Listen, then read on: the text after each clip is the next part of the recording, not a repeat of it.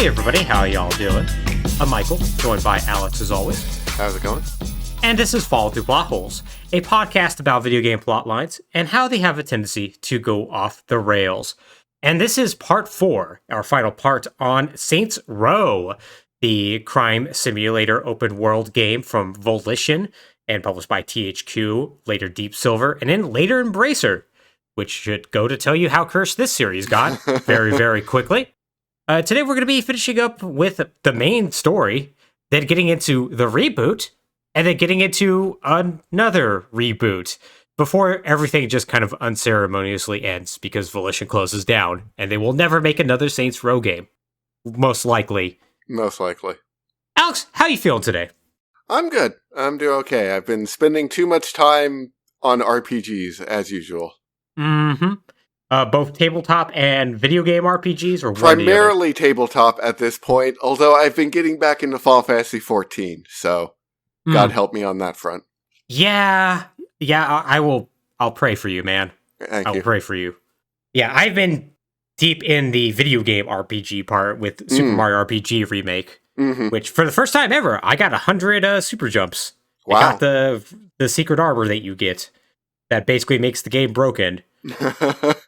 I got it the second I could get it, which was a little over 2/3 the way through the game, and it made an easy game very easy, which honestly feels great. I love feeling overpowered. Yeah, it is a staple of classic Square RPGs of just like, oh, here, you did that great thing. Here's the thing that just validates the rest of the game.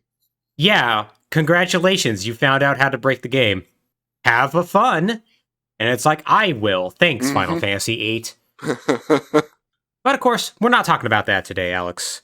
We're going to be talking about Saints Row. Specifically, when we last left off, we finished up with Saints Row 4, the one where you become the president and the world blows up, and then you have to stop an alien named Zinyak.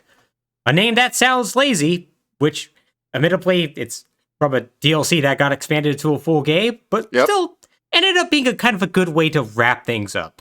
You ended up getting good resolution with all the characters as far as kind of like what their deal was, like Shaundi, how her entire personality changed due to the events of Saints Row the Third, how Julius kind of thought about the main character, the boss.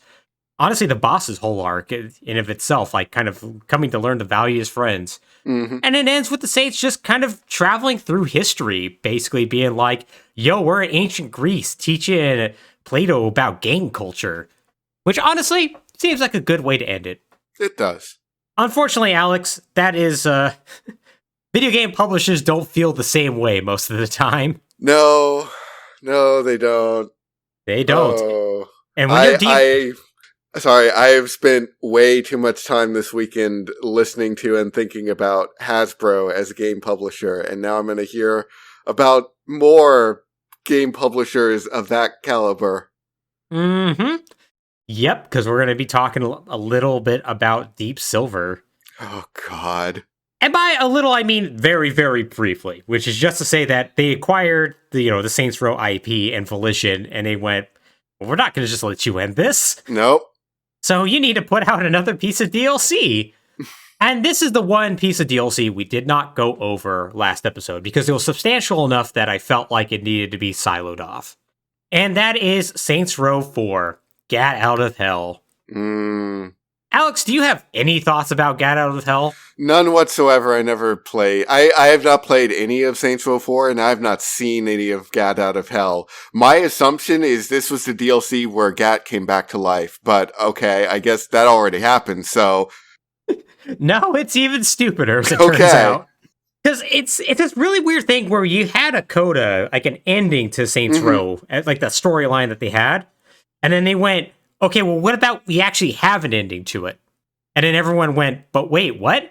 And they said, well, we have to reuse Steelport again, so we're also sending you to hell. A hell version of Steelport. And it's like, cool, sure. Also, you're going to play as your favorite characters of Saints Row, Johnny Gat and Kenzie. Which is like, I mean, I'm not going to say no, but sure. So, Gat Out of the Hell... I actually wanted to silo it off to here because I figured I was going to have actually a lot to say about it. Considering it's a standalone DLC, aka you don't actually have to have Saints Row 4 to play it. Mm-hmm. Most people call those just video games, but gaming industry has its own term for it. It's real sure dumb. does. It turns out, Alex, I have scant little to say about this. All right. We actually could have had this last episode. Like, we're actually going to have, like, clips for the other two games that we're going to be talking about. Not for Gat Out of Hell. Because we're literally going to get this over with in, say, 2 paragraphs. So, Gat Out of Hell starts shortly after Saints Row 4. After Jane Austen gets defrosted and joins the Saints. Okay. Hell of a sentence. And it starts with Kinsey having her first birthday party ever. Now, yeah, it's nice. During that, they use a Ouija board to talk to the dead, which accidentally opens up a portal to hell, where Satan comes out and kidnaps the boss. So, it turns out when Zinyak blew up Earth, it basically sent all the souls to heaven, and God and the angels could not handle it. And Satan was like, I gotta wait to invade heaven now. But the problem is I am going to need a capable general. And the only one I can think of is the boss. Also, I have a rebellious daughter named Jezebel, and the boss should marry her, I guess. So that's also going to happen. Okay. Yeah, he has to do that first. So that happens, and so Gat and Kinsey are like, well, we have this portal to hell. I guess we're going to go in to rescue the boss. And it turns out hell, where Satan resides, is just Steelport, except with a red filter and fire everywhere. I get it. The standalone DLC, you're not going to build an entirely new map for it, but this now makes the 3rd time you're going back to Steelport, a city that was boring the first time. You could make like a small map. They could have. They could have done a lot of things with this, actually. Yeah. They chose recycle superpowers as demon powers and recycle Steelport. Okay. So, long story short, Johnny Gat immediately finds out that Dane Vogel is in hell, the chairman of Ultor back in Saints Row 2. And it turns out he actually helped Ultor expand into hell, which is admittedly kind of funny. Yeah. And so Johnny goes and meets with him, and he decides to help Johnny and Kinsey get into the wedding that the boss is going to have. Because it turns out the wedding invitations are tied to your soul. And so basically, Johnny and Kinsey had to go and kill all of Satan's generals and use that as a way to gain entry to the wedding. So you end up recruiting the dead twins of Viola and Kiki, the twins of that helped out the Morning Star. Viola eventually joining the Saints in that game in Saints Row the Third. And he used them to help fight Shakespeare, Dracula, and Blackbeard. Okay. Which, upon doing so and beating them, you're able to get into the wedding. And in the wedding, the boss is rescued. Jezebel is brought with him back to reality because it turns out Jezebel just hates her dad. But unfortunately, Johnny gets left behind after he kills Satan because it turns out God has kept him behind because God needs a favor from him. Okay. Yeah, literally God just like has him at the gates of heaven and is like, hey, Johnny, boy, things got real messed up. Zinyak blew up the world. He hastened the apocalypse. That's kind of bad. We cannot process these amount of souls. And I figured I'm just going to kind of grant you a wish. I don't know. Some of these seem like they'll help me out. The others really don't. So God wants Johnny Gat to decide what the future of humanity essentially is going to be, if not reality entirely. So there are 5 different endings. Wow. So, go ahead. Wow, they're just like, I don't know. This looks like someone just looked at the state of video games and decided to make a video game. They absolutely did. This is like the most video gamey sort of way. They're fighting game endings, honestly, with like the brevity these endings have too. Like, I think the longest one is maybe a minute. Oh, wow. Incredible. One of them is literally 5 seconds. I feel like you could have just made 2 and put effort into them, but I guess 5 is fine too. 5 is fine too, according to the developers of Saints Row. Yes. So the 5 choices Johnny is given is that he can enter heaven and be with Aisha. He can be crowned the king of hell. He can help the Saints find a new home world to repopulate humanity. He can recreate Earth, but that in turn recon all of Saints Row, or retcon, I should say. Or God can give him the answers to the universe. So, the endings in order. 1, if Johnny goes to heaven, he sees Saints Row 1 Aisha and they kiss. Also, Johnny goes like, this is the only time I'm ever going to get into heaven, which is true. Yeah. 2, if Johnny takes over hell, he just kind of hangs out with Dane Vogel, waiting for his friends to show up eventually. Like, Dane's like, don't you miss your friends? And Johnny's like, haha, no, they're going to be here soon. 3rd, if he helps the Saints find a new planet, they find an Earth-like planet occupied with a race that is just down with war even more than humanity, much to Johnny's delight. This also means that it is now canon that Johnny is a colonizer. Which I always knew. Yeah. 4, if Johnny recreates the Earth, there he has no memories of his past life, but he and Kinsey, and I think Matt Miller, are now cops, which is a nice, funny irony. And they're about to interrogate somebody named Brimstone. Remember that name. And in 5, and the shortest ending, if he asks for the secrets of the universe, Johnny just goes, oh, and then you get the end. Okay. So, yeah, that is Get Out of the Hell. It is easily the worst reviewed Saints Row thing out there. I think it has like a Metacritic of somewhere around 55 to 60. It is entirely disposable. This is auspicious. This is, we had Saints Row the Third just incredibly well received, and then 4 was people going, I don't know about this, and then this happened, and people didn't seem to be on board with it. Yeah, it's almost like they saw what they did with Saints Row the Third, and then just kind of reused that game wholesale for 4, and then reused that wholesale for Get Out of Hell, including the humor. Yeah. And yeah, diminishing returns sharply, as it turns out. Yeah, turns out. Now, I said this was disposable, but it technically isn't, because one of these endings is canon. Of course. And the ending is the retcon one. The retcon one's the... Of course it is. Okay, so we've now erased the entire franchise that people like. Yeah, pretty much. Cool. Yeah, great. So, great.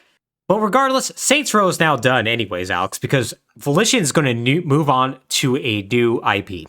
And that new IP, released in 2017, is Agents of Mayhem.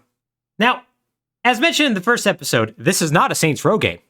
It just features much of the same humor, the purple stylings, including the fleur-de-lis, essentially continues off one of the endings, features 4 characters from Saints Row as playable characters, albeit with 2 of them being DLC. But it is not a Saints Row game. Now, I won't lie, this is just me being salty that both the Saints Row wiki and even Wikipedia itself claims there's its own separate series, to the point that the Saints Row wiki has basically zero information about it. It's like saying Knuckles Chaotix isn't a Sonic game. Fuck you, yes it is. Don't lie to me. So, ignoring all that, Agents of Mayhem, which I imagine you have not played this game. I have not played it, no. Me I neither. don't even entirely know what it plays like. Oh, don't worry, Alex. I am going to explain. Okay. Because it has maybe one of the most depressing gameplay loops I have ever seen. Oh. So, it is an open-world, mission-based game set in Seoul, South Korea. Okay, Mercenaries was like that, and I liked Mercenaries, so... Did Mercenaries have you control a team of 3 characters that were basically like, it's kind of like an RPG-based system where they could level up and unlock new skills, and damage numbers flew off of enemies? It had you control 3 characters, except not really, you just picked one of them.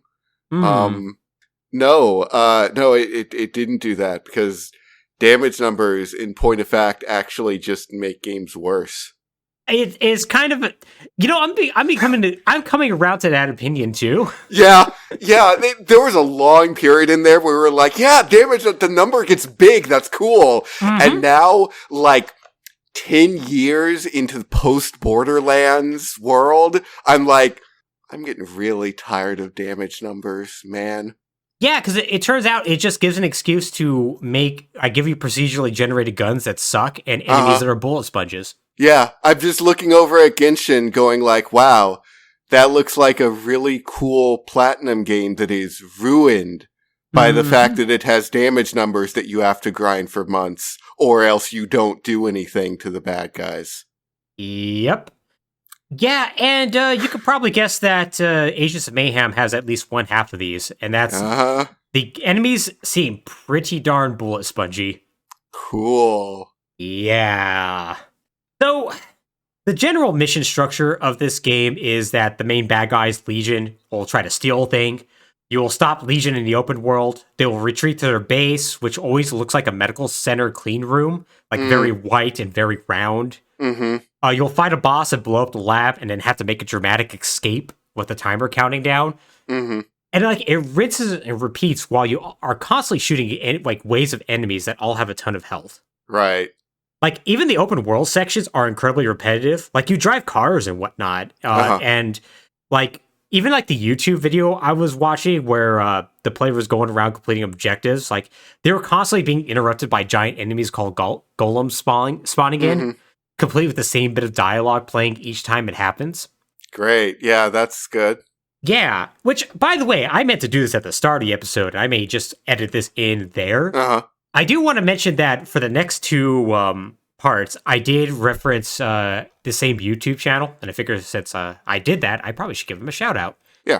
I do want to acknowledge the YouTube channel that really helped make this possible, Gamer's Little Playground, a YouTube channel dedicated to uploading cutscenes with little bits of gameplay that tie it all together, that does a very good job of not only showing you the story, but also the general flow of the game. While I won't say that this episode would have been impossible without them, I will say their videos are very, very useful and did a very good job of showing off even like how the game just generally works. I'll have a link to their channel and the videos used in the description of this episode. Excellent. Yeah. With that being said, like they cut out a lot of the gameplay. Like it's usually like little bits in there that have like dialogue that's relevant. I swear to God, like they had to fight like 7 golems in there. They don't show up them fighting the golems. It's just like, hey, a golem spawned. You probably should do that while they're literally doing another objective. And it's like, okay, this it seems like you had a few ideas here. Why is this sounding like a Korean MMO from 2007? That's why it's set in Seoul, South Korea. This sounds like a 15-year-old game design. It kind of does. And if I remember correctly, that's how it reviewed. My God. Like, this is making me think of City of Heroes. But not the good parts of City of Heroes, where you get to make a cool superhero person. No, the lame parts where you then have to play the video game. Yeah, that sounds about right to me. Because yeah, like the gameplay itself, when it reviewed, like the gameplay was considered fine. It was just like you constantly doing the same things over and over. And upon watching this, I'm like, oh yeah, you're just doing the same things over and over. So to give you the general premise of this game, you are a team of agents from a group called Mayhem, also known as the multinational agency hunting evil masterminds. In case you're wondering, the A and Y are from agency, which makes this an acronym that I hate. Now, they're fighting Legion, or the League of Evil Gentlemen intent on obliterating nations.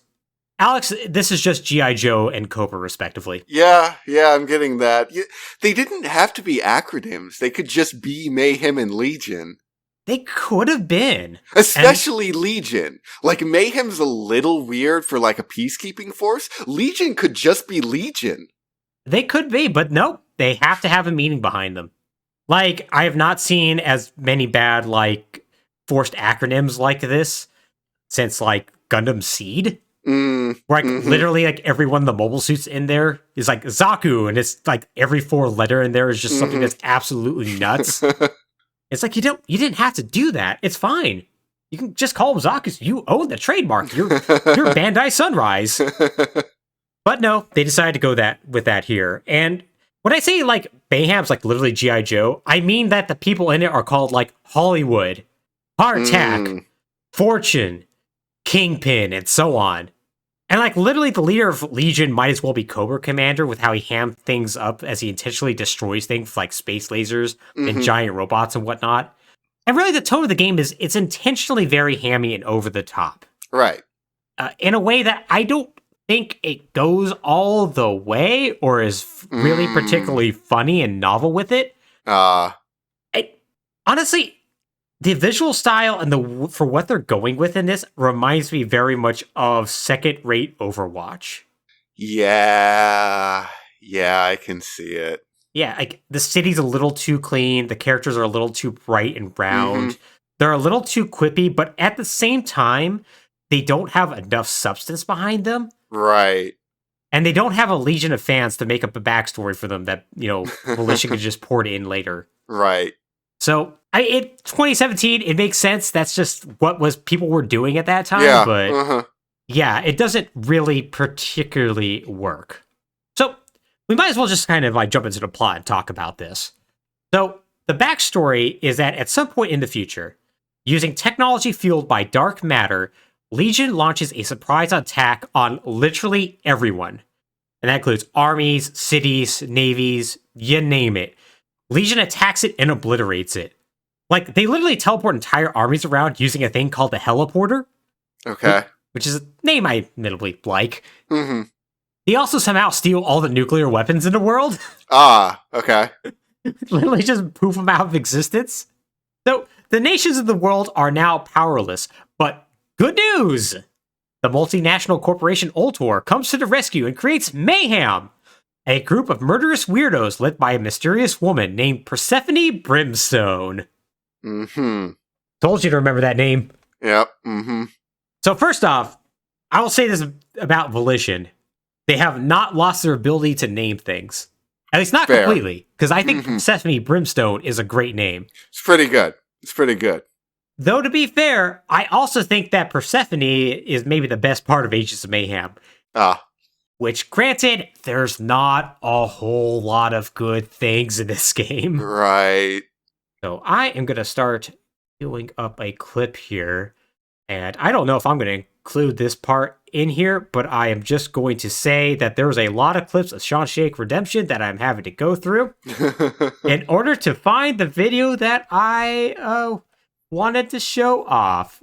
Good on me! So yeah, I think you get the point. Right. I don't know, man. I don't know what they're going for. It is... it really just seems like it's the, most G.I. Joe thing there. And right. I guess to explain, because that clip has absolutely zero voices in there, so it'll probably be cut out entirely. That is literally just the opening cutscene to Agents of Mayhem that I just showed, Alex, that essentially just shows off the characters fighting a very G.I. Joe-like battle. Right. Complete with a blue side of good heroes running towards a wacky side of red villains. And... It has no style. It doesn't. No, it really doesn't. And, I don't know if that's intentional. Is it supposed to be a parody? But if it's a parody, it forgot to wink at the camera. Yeah, and that's the thing. It never really does wink. It tries to be over the top, but it doesn't go all the way. Right. But it never really tries to be serious either. Right. Yeah, it doesn't have the style to be earnest in an interesting way, but it doesn't have the humor to be, satirical. It's just sort of, at best, it is mocking the standard while also being the standard. Yeah. I was thinking about, so first of all, I was thinking about, okay, if I was 8 and I saw this as, the intro of a cartoon, and first of all, okay, this game's not supposed to be marketed to 8-year-olds, but would I find that intro cool? Maybe in the 90s, but we have done everything about that intro already. Yeah. So it's not legitimately fresh or interesting. It's just retreading early 2000s cartoon intros with slightly better but also less interesting technology. Yeah, and I'm going to give it credit for the fact that it's animated. It's an animated intro. Appears to be 2D hand-drawn. Probably flash animated, but still. And, most of the cutscenes are actually animated. Which is, a surprising amount of work that's being put into that. Yeah.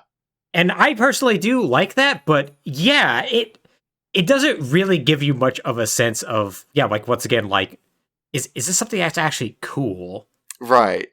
Yeah, and it's unfortunate that most of the game, once again, is just gonna be kind of like that, which kind of like settles in with the rest of the fact of like the gameplay being kind of blah. Like everything about this is just kind of blah. So once again, Persephone is maybe the best part of Agents of Mayhem. That clip didn't really show it off, but she's essentially the Baroness from G.I. Joe. Right. So a raven-haired femme fatale who used to work for Legion, but then after an event called the Devil's Night, which was when Legion basically launched that surprise attack on everybody, she basically became fed up with them and decided to betray them. Now, the thing I like about her is that she fucking hates every one of her agents. She thinks everyone is beneath her. And honestly, it's the one thing in this that works, is her sheer contempt for everything. Like, there's a good cutscene about, like, her backstory where her assistant Penny is like, hey, we're just trying to do, like, they're showing off, like, a marketing video, and Penny is like, well, I think this is, like, we gotta show off, like, your good, like, heroic side. And she's like, listen, they don't give a shit who they're working for. They know I used to be part of Morningstar, the big bad guy, his team and whatnot. This is not good versus evil. This is bad versus pure evil. Fortunately, Ultor Corporation enlisted the one person capable of striking back at Legion on their own ruthless terms. Stop. I can't take anymore. What? This is what you asked for. No, Friday. I wanted instructional content, not melodrama, not this terror porn. Who selected this content anyway? I'm fine with it. I'm going to smoke my cigarette right now. So yeah, I am 100% here for that. Which is good, because the rest of the characters are a big old pile of nothing. Which is interesting, because this sounds like a very, like, what if Amanda Waller was somehow worse?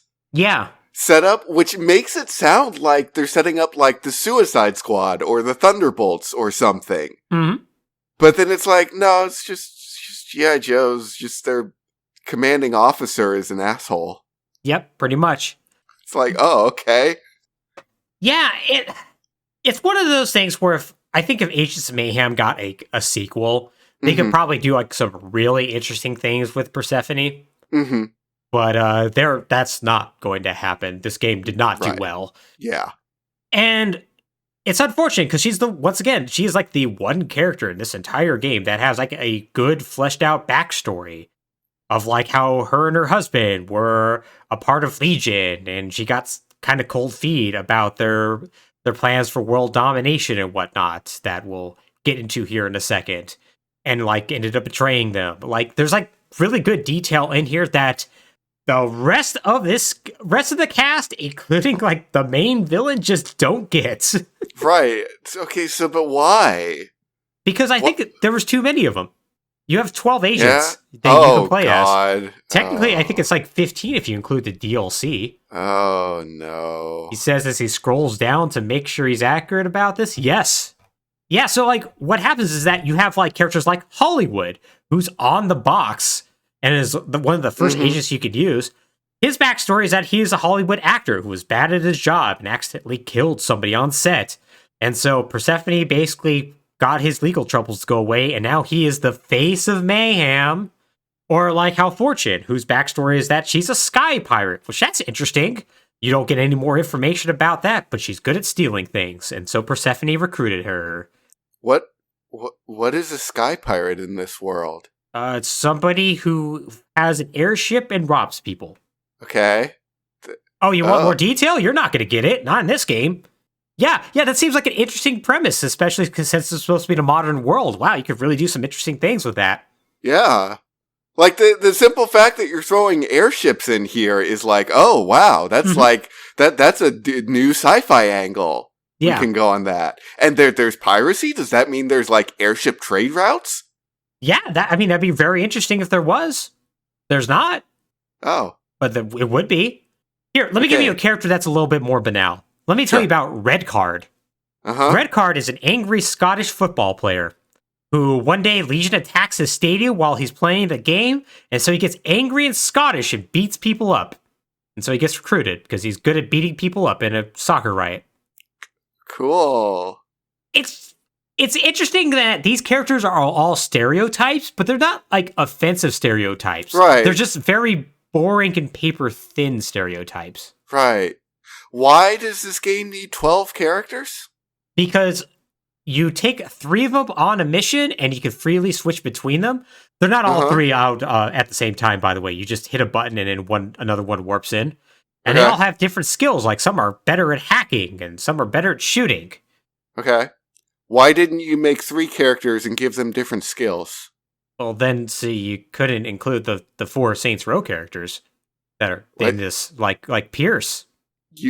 There's a lot of solutions for that, actually. They could be NPCs. They could just be your characters. They could be. Or heck, they could just maybe not even be in the game. Also that. Yeah, this is kind of cannibalizing a later section, but I might as well just go over this here. Okay. Yeah, see, there's 4 Saints Row characters in this game. 2 in the base game, 2 that are DLC. Mm-hmm. So Pierce Washington is in this game. Okay. Pierce, in this timeline, is the leader of the Vice Kings in Stillwater. And he basically brings all the gangs together and makes them all a united front. So when Legion shows up on the Devil's Night, they just like basically kick them out of Stillwater. And so Persephone recruits them because of that. Sure. There's Oleg. In this one, he's a Russian cyborg who likes chess. Sure. There you go. And then the 2 DLC ones are Johnny Gat, who is a cop in Seoul, who's just really good at being a hard-nosed cop until he accidentally blows himself up. Why is he in Seoul? I don't know why. He just is. Okay. And Kenzie Kensington, who background was that she was with the FBI and hacked Mayhem, and so she got recruited because of that. Okay. By the way, the 2 most popular characters in Saints Row, Johnny Gad and Kenzie Kensington, they're the DLC characters, which feels very cynical somehow. Yeah, a little bit. A little bit.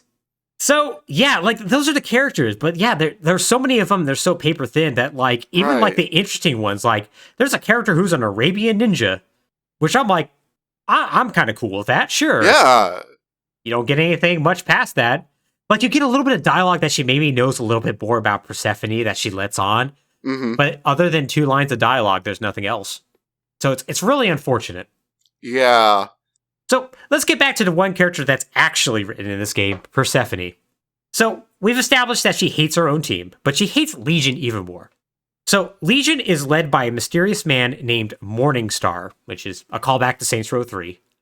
And he has his stated goal of world domination. So it turns out Persephone found out that in reality, he wanted to destroy reality using dark matter. And so because of this, Persephone betrays them. Problem is that she's actually has a husband who's also part of Legion, and she didn't tell him. Oh. And so when she betrays Legion, her husband decides to nuke Paris. Okay, that seems like a reasonable response. Yeah, he did that because Persephone's favorite city was Paris. And so she, like, decides to angrily divorce him on the spot, or at least grab a ring and throw it on the ground. Right, yeah, that makes sense. And she decides to form Mayhem with Ultor because of that. So, the game starts with Dr. Babylon and his army of Hell Troopers attacking Seoul, South Korea. Because it turns out they want to get more dark matter to do more bad dark matter things. Like destroy reality and just alter it and whatnot.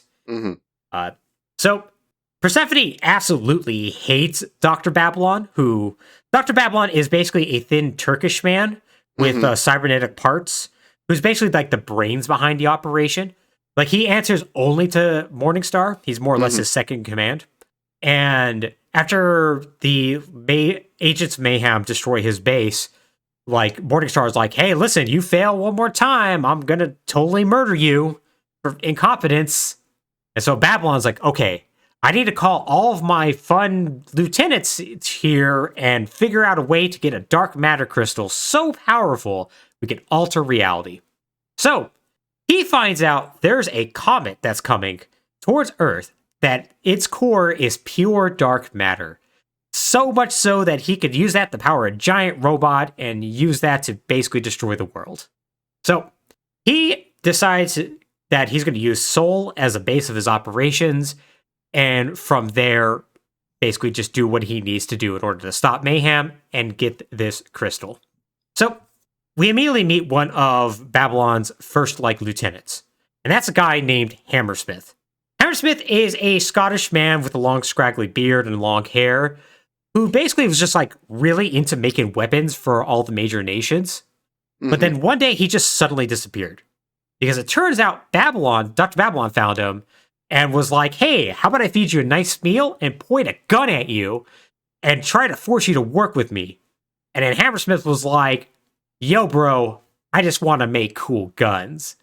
And I bet you I can make cool guns with you. So they decided to become fast friends and whatnot.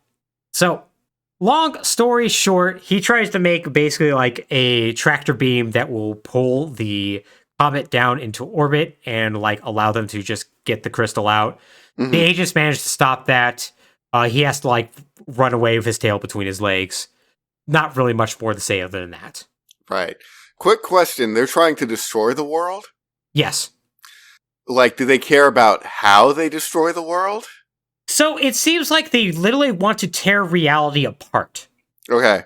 Because I feel like if you had a tractor beam that could pull in asteroids, you could just pull it into a collision course with the Earth and destroy it that way. You could, but to be fair, that would not tear reality apart. Right.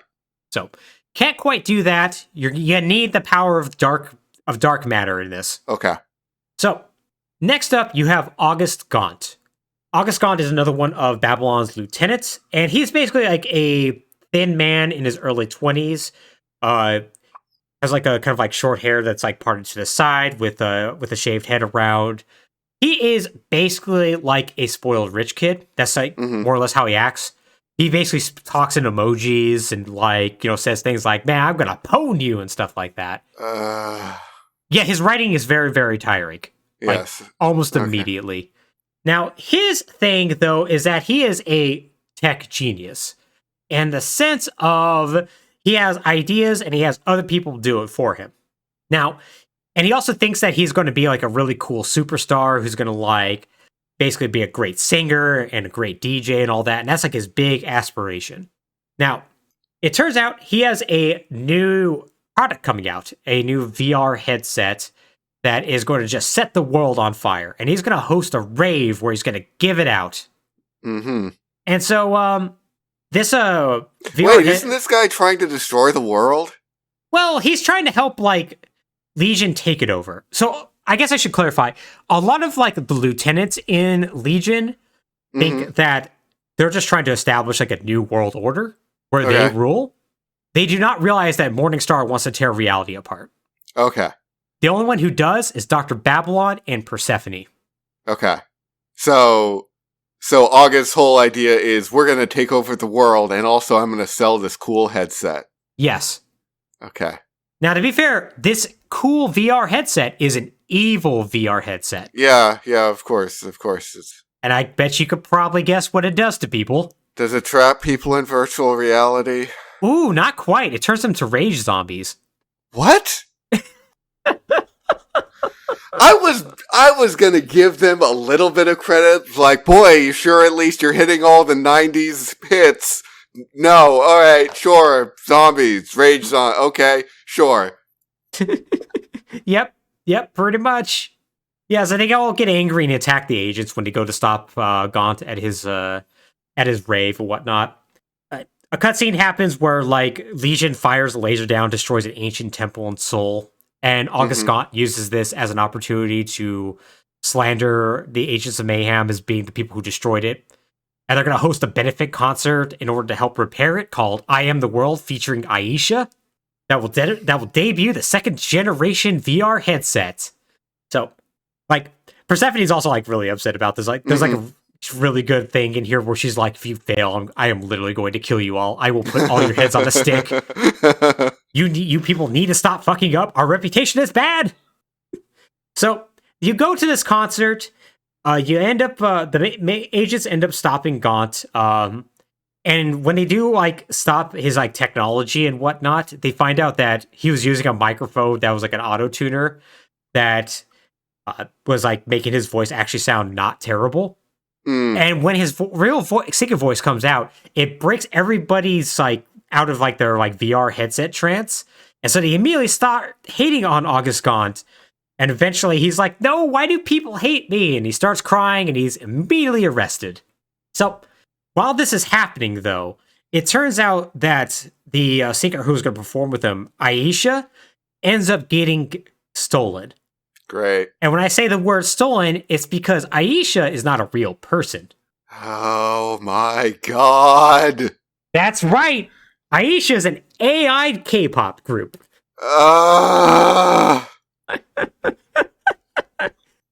Yeah.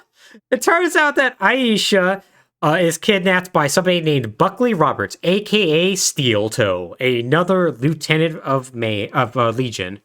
So, Steel Toe is a cyborg who thinks humans are weak and that people should replace all their bodies with like robot parts. So he went about accomplishing this by going and finding prominent doctors in cybernetics, killing them, stealing their technologies, and making himself more powerful. Now, he wants Aisha to basically sync up his brain with her in order to like basically become an AI himself and create the singularity. Okay. But here's the thing, Alex. It takes a twist. Because one, Aisha's not one AI. It's 5 AIs. I know how Vocaloid works. Very good. Yes, it is indeed a group. They all have different names, but they're referred to in the game as like Red Aisha, Blue Aisha, Purple Aisha, whatnot. I thought they would be like 5 members whose names spelled out Aisha. It's not impossible. They might. Okay. I may not have been paying close enough attention because they don't say their names until like halfway through in a mission when one of the sisters starts talking to the other. So it is actually possible that they do that. It's fine. We don't need to give this game enough time to verify. Yeah. No, don't worry. I was not bothering. So the point is, though, is that there are 5 different AIs, and Steel Toe falls in love with one of them, the Red Aisha. Okay, sure. Yeah. So they're going to have a wedding. And they're going to have a wedding barge, which is a flying airship. Do these AIs have, like, self-determination? Yes, they do, actually. Okay. And one of them wants to marry Steel Toe. Okay, sure. So the Mayhem shows up and they blow up Steel Toe. And the AIs escape. They just go into cyberspace and whatnot. And then they hold a virtual funeral for Steel Toe, where Red Aisha is very, very sad. And then she goes, sisters, we should get our revenge. And they decide to get the revenge by going on a press tour, where they go like, man, yeah, we're really sad about how our soulmate died. Anyways, I'm going to release a new single that also just somehow kills people. They listen to it, and the life drains out of them.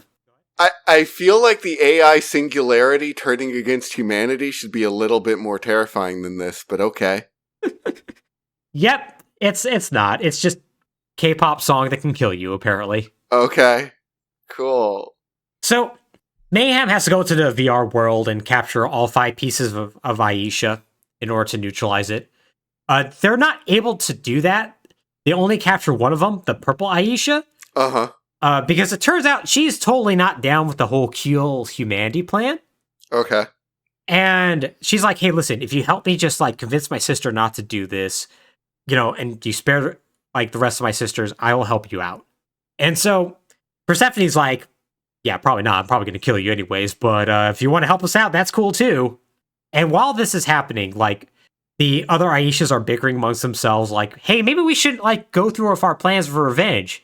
And Red Aisha is like, absolutely not. Kills one of the other Aishas, chains up the other 2 and says, you're going to now use your powers for my means of killing people. Is this how AIs work? Apparently so, yeah. Okay. Yeah, apparently AIs can kill other AIs and then chain up other AIs and then use their power to drain humanity. That's just, they can just do that. Okay. So, long story short, you go into their secret lair that's a white clean room, and you free the other 2 Aishas. You fight Red Aisha after she decides the real world sucks and needs to be destroyed and puts her program into a giant Geth robot. Okay. And after you disable the robot, Purple Aisha tries to convince a grieving Red Aisha to stop, but Instead, Red Aisha just ends up getting deleted. And that's kind of the end of that. Yep, okay. So now on to the final lieutenant, and this is Aradine. So Aradine is a crazy hacker lady who is into robots. Wait, how many of these people are tech or robot-centric? Every one of them. Including Dr. Babylon, as we'll find out. Okay, great. Yeah, they're all master hackers, and they all are able to, like, use robots, and coincidentally, there's a lot of hacking in this game that Mayhem does as well. Okay. They just really like hacking, apparently. So, Aradine, big thing is that she was very rebellious. So, Dr. Babylon decided to put a control chip in her in order to, so she would do his bidding. All this did, though, was make her go completely mad until she was able to just, like, control the control chip herself and basically turned her into, like, a cackling madwoman. She's the Joker, basically. Okay, right. Got it. You know, makes inappropriate jokes and is very whimsical. That's her entire thing. So, her big thing, though, is that she hacks a bunch of robots to start abducting people. Because it turns out Aradine wants to steal people's minds and upload them into the computer. Now, she wants to do that so she can gather all the knowledge in the world and upload it into herself. Now, she targets a conference where the brightest minds in the world are meeting in Seoul, and Mayhem has to stop them. Now, they aren't able to completely stop her, like, they end up being lifeless husks, so they have to now track down Aradine and get, like, basically their minds back before their bodies deteriorate. What happened to the dark matter thing? Oh, that's still going on in the background, usually with things like, oh no, there's a new dark matter fracking station you need to destroy. Okay. Oh, you can frack dark matter, by the way. Seoul apparently is full of dark matter that gets constantly fracked out of the ground. Is that how that works? Apparently it is. Oh. Yeah. Wow. Dark matter is just all around us. Cool. So, Aradine, like, eventually kidnaps one of your support staff from Mayhem, a person named Gremlin, who's also a master hacker and roboticist, because there's not enough of those in the game. Right. It traps her in a weird dollhouse in order to, like, upload her mind. But Mayhem shows up and rescues her, not before, like, she doesn't, like, at least partially steal her mind, put it in herself, and becomes, like, a weird cyber lady for a second. Now, Aradine gets away. And she's able to, like, use her newfound knowledge to just rip out her control chip and put it into, like, Babylon's, like, network. And that's for the sole purpose of hacking a giant robot named Damocles. Because you see, Dr. Babylon, his whole deal is that back in 1947, he discovered that dark matter could be used in all sorts of things. Mostly guns. Mostly. And that's how he got in contact with Morningstar, who was like, dark matter guns sound cool, and dark matter is basically magic in this game. You should work for me. Now, eventually, he was tasked with building Damocles, which when Damocles has the giant dark matter crystal from space, it'll be able to do things like alter reality and whatnot. So, Aradine, though, hates Legion and hates Babylon, so she wants to take control of Damocles for her own ends. Which is what? It's not really explained. Probably just more or less accomplishes the same thing that Morningstar has, because she seems just has the destructive bent. Okay. She doesn't really get far enough to accomplish this, really. I'm still completely unclear on what anyone's motivation is in this game. Legion wants to take over the world, except for Morningstar and Dr. Babylon, who want to destroy reality, and Mayhem wants to stop them. But also, some of Legion also doesn't want to take over the world. They just want to do cool robot things and put people in the computers. This is very true. Hammersmith just wants to make cool guns. August Gaunt just wants to be a failboy. And it is unclear what Aradine wants, but probably bad things. This game just feels like Kinsey wrote the whole thing. Yeah, it kind of does, doesn't it? Like, she was just like, what if people liked computers and guns, and there were bad guys and good guys, and they all liked computers and hacking? That'd be pretty rad, right? As Pierce reads the script and goes like, yeah, nah, sounds good, Kinsey. 3X structure is a thing. Yeah, I would like to say that there's like more here that I'm like skipping over and whatnot, but there really isn't. Like it literally is like a point, like point A to point B with how it does this sort of thing. Things just kind of happen, and then you deal with the things, and then move on to the next thing. Yeah, like it's not even like Mayhem's like making any sort of progress to apprehending Dr. Babylon. It's just more like they're putting out fires that happen on occasion, and then going and blowing up their base and escaping dramatically. Wow.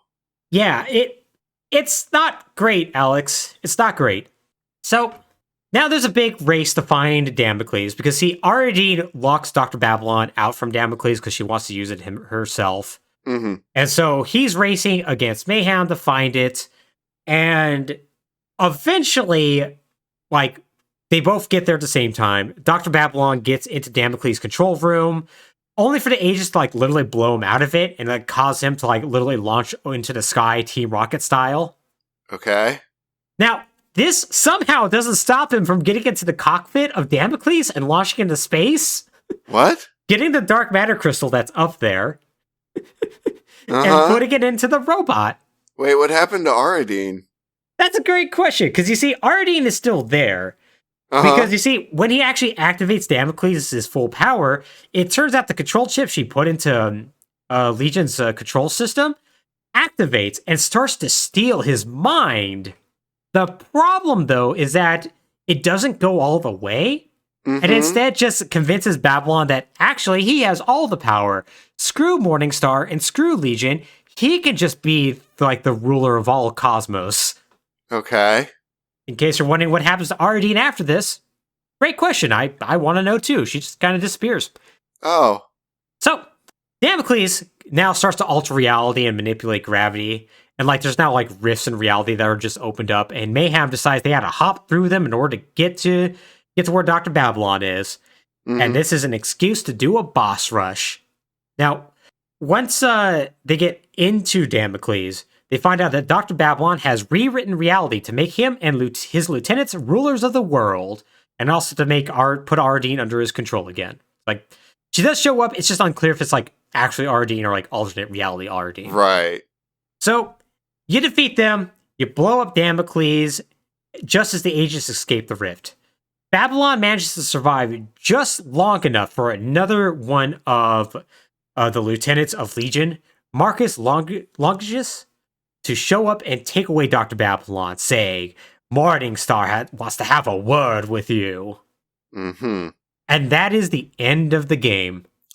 Oh, boy.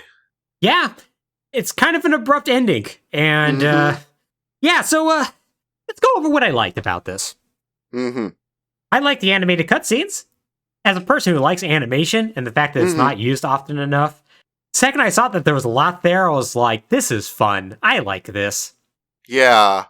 I think it's cool they're there. I'm not a huge fan, again, of their style. They're very early 2000s American animation style, which I think is a style that kind of dropped off for a reason. They feel very Archer. Yeah. Yeah. Yeah. So, That's a style that's like looks really good in still frame, but doesn't animate super well because every frame is kind of hard to draw, so you can't really have a lot of motion in there. I feel like is the reason for that. So you end up with things that look really nice but move very stilted. Yeah. Yeah, no, and you're not wrong about that. Yeah, there's a very much like once again, there's very much like an Adobe like Adobe Illustrator / Flash like vibe going on there with the way the limbs move and everything. Yeah, like it's above typical Flash animation, but it's not like true like 2D hand drawn animation. Right. So, but regardless, I did appreciate that they were there, and I also like Persephone and some of the villains. That's about it. As for what I didn't like, the characters in the game are unfortunately very weak. Like, I've kind of already gone over their like details and motivations, so I won't really go into it too much here. But this game has a very Saints Row 2 problem of most of their characters being surprisingly either one note or just half baked. Right. Like, you probably noticed that other than the very beginning, I didn't talk about any of the other agents during the game. Mm-hmm. Like, they're introduced throughout there. They get their own animated cutscenes, and that's kind of about it. Well, it also has the problem of a variable roster, which means no one can be central to the plot. Mm-hmm. Yeah, exactly. And, like, Saints Row the Third solved this by kind of, like, having each game, like, flesh out these characters. Mm-hmm. So, like, it was piecemeal, sure, but they eventually got to the point that you cared about, like, Pierce and Shondi, for instance. Right. But with Agents of Mayhem, like, yeah, like you said, like, having so many characters, like, once again, 12 agents in the base game and 3 DLC agents, and we'll never get a sequel. There's just not enough time for any of them to breathe. Right. And there's interesting characters in there. There's the Arabian Ninja I mentioned earlier. There's Daisy, who's a tough roller derby competitor who loves to get drunk. Like, there are interesting characters in there that you just never get any more detail because they don't have time. So, yeah. Once again, part of me wants a sequel just so we can get more Persephone being done with things. But, well, we won't because this game flopped. So let's move on to their second and final attempt to reboot Saints Row. Saints Row 2022.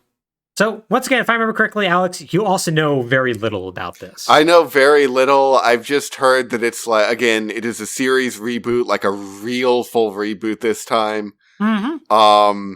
It goes back to trying to be kind of grounded and serious. And from what I've heard, just nothing really lands. Yeah, I think there are a few things that do land. Mm-hmm. I think there is more merit to this game than Agents of Mayhem. Okay. Like, by the end of this game, I was kind of like, I could actually see more of this. Mm. That being said, there is a lot in this that doesn't land. So, to begin with, this is a game that, once again, takes place in the American Southwest, in a fictional town of Santo Ilesco. A town that has very heavy Southwestern, Old West vibes. Like, not just like a Southwestern town like El Paso or Albuquerque, but like literally like, hey, there's saloons and stuff. Okay. Which is a level of commitment I actually did not expect. Uh-huh. But it also crosses it with vibes of not necessarily like big Southwestern cities like Phoenix or whatnot, but like LA a little bit. Mm-hmm. Like there's literally like an LA sign standard in this. Mm. It's a really weird mix that I think works on some parts and doesn't on others, but I will say this, it's different for an open world city, and also, thank God it's not Steelport. Yeah. So I'm going to give it that if nothing else. And yeah, as previously mentioned, it is a full reboot, and the character designs are radically different. Like, it's not like beefcake people and overly sexualized characters like in Saints Row 2 and 3. But rather, once again, I think I mentioned in the first episode, it's kind of like if Bruno Mars tried to be a gangster. Like, very thin characters, like very thick glasses on some of the characters, very stylized hair. One character literally wears a bow tie unironically. I don't think their character designs are necessarily bad. It's just, it definitely gives a vibe. Right. So, and we'll be seeing some of those characters in a cutscene here in a little bit. So, this game starts out at a Southwestern style mission. Like, for those of you who aren't familiar, missions are old Spanish buildings that were combination of church and learning center for Native Americans. There's quite a few of them in the Southwest. El Paso has a couple. There's a very famous one in San Antonio where a bunch of idiots got killed. They're cool. They're usually very pretty to look at. Yes. Which makes sense why it starts out at one of them that's decked out in the colors of the 3rd Street Saints. And we see a limo pull up, and a man named Antonio pulls out a briefcase full of cash to make a deal. We find out that there's an incredibly giant party going on to celebrate the 3rd Street Saints. We see there's a cat that looks absolutely terrible. Name is Snickerdoodle. And we find out that our main character, the boss walks out to the party to see how everything is going and gives a recruitment video via cell phone cam, basically just saying, man, fuck all the local gangs, join up the 3rd Street Saints, we are the best. And then we immediately cut to the boss's broken phone on the ground as they're dragged to a grave and buried alive. So, we flash back to a few months earlier, and we find out that the boss is part of a team called Marshall Defense Industries. Now, Marshall Defense Industries is a paramilitary organization run by a Southern Marshal, whose last name is literally Marshall, whose getup I absolutely love. He is a white man with basically like a Colonel Sanders like mustache and goatee, who wears like an all-white suit with not technically all-white, a white suit, a white cowboy hat that has like bright blue trim to it all. It is such a good look, Alex. Like, it tells you exactly that this character is gonna suck, and I also kind of want to wear that. I'm so into it. So, we find out that the boss is a new recruit in Marshall, and that their first mission is to go take down a criminal by the name of the Nanahali. Now, the Nanahali is basically like, he's a Mexican cowboy. That's 100% what he is. He has a bandolier and everything. He wears a red dress shirt with a black vest. He has a handlebar mustache. He is the one cool character of this game. Now, he is like, when the boss like finds him, he's like too busy getting drunk next to the bodies of a bunch of Marshall soldiers. And like, he's just immediately dismissive of her. He's just like, man, whatever. You can't do anything. I'm going to casually throw a knife, not even looking, and nearly hit you with it. Now I'm going to run away. So the boss has to like chase after him, like while her commanding officer is like, hey, don't do anything crazy. Follow my orders. Stop being a loose cannon, boss. While the boss is a complete sarcastic asshole towards her, like, fuck you, I'm gonna do what I want. I'm gonna get the job done. I'm like Dirty Harry and whatnot. That's what my character is. The boss is kind of insufferable at the start of the game, to be honest. Because you don't get any reason why she should be acting like this in the first place. Right. Like, you get hints and pieces that she's just really good at murder, but she hasn't proved herself to any of these people. She's been given orders like, hey, stick with your team and like try not to do anything too crazy. And she's like, fuck that, I'm gonna jump on this Beetle jet. So she manages to jump onto a jet that Nahali hijacked. She crashes the jet, she gets Nahali arrested, and everything seems great. Except the boss didn't follow orders, so she doesn't get paid. So she drives home and she's absolutely nuclear as she goes back home to see her friends. And boy, her friends. Alex, I got a clip for you. Oh boy. So here is the clip. Oh, everything smells amazing, Kev. You know what would make it smell even better? Hey man, if you want a $300 waffle maker, you can buy with the exposure the idols pay you in. Don't expect us to chip in. I've told you before, the idols are trying to build a post-capitalist society where money is not a concept. Yeah? Then why don't you go run off and join the commune? I'm into showering. Are you gonna help me get the waffle maker or not? As an investor, I don't like wasting money. You're wearing a fucking bow tie. Okay, I will throw in $20 for a waffle maker. Nina? Good for 10? Who helped you move your forged paintings last month? Fine, 15. What sort of waffle maker can I get for $35? Presumably one that makes fucking waffles? Hey! Hey! The wage slave is back! I can tell you love it. Okay. I don't have to love it, I have to pay my student loans. I'm in. So I'm guessing that means the pay's good. It's supposed to be. Got stiffed on my bonus today. Dude, what the fuck? I played a little fast and loose on the job, and, Are we gonna make rent? we'll make rent. We just gotta be a little more creative. Last time we got creative, I got stabbed 3 times. Hey, it would have been 4 times if Nina and I hadn't shown up. It would have been 0 times if you were on time. This is true. Look, this is really not a big deal. We just knock off a payday loan place. No one gives a shit if people rob those bastards. You have a job now. You could actually just take the loan. Eli, I don't do business with morally bankrupt companies. You work for Marshall. Brunch is a time for friends and mimosas, not debates on morality. All right. Man, this is really fucking good, Kev. Thanks. I was worried I added too much pepper. No, seriously, this is perfect. The only way this could be better is if you put on a fucking shirt. Dinner and a show, baby. Oh, please.